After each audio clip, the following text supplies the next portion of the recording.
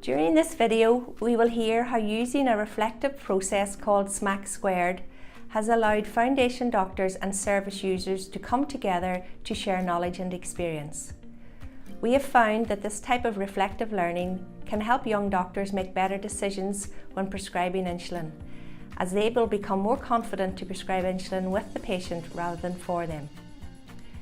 During the Making Insulin Treatment Safer initiative, MITS, the South Eastern Trust team embraced the principles of co-production.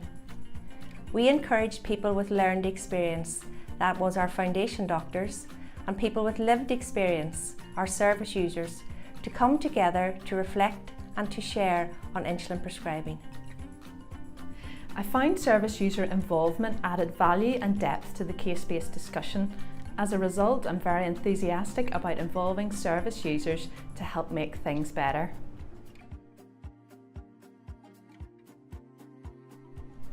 I live with type 1 diabetes 24/7, and if I was to be admitted to hospital, my main concern would be not the reason for my admission, but the management of my diabetes, especially my insulin. I deal daily with making my own decisions about the dosages and how I manage my diabetes, and I would like someone to listen to me before they would treat my diabetes. When I was first approached about becoming involved in the MITS project, I immediately said yes. The future looked brighter. Doctors, junior doctors in particular, were speaking to patients about their diabetes and their insulin dosage. This would give patients much more confidence, and in the future, people who live with diabetes day in and day out using insulin would feel much more confident in coming into hospital. Coming out of the MITS debrief, I felt very much that I'd given a good insight to the doctor of what day-to-day management for a patient with diabetes is like, the decisions that they make and the knowledge that they do have and can pass on about the condition. One of my CB doctors had said that as a result of MITS, she'd been talking a lot more to the patients and their carers, and this had brought her love for medicine back.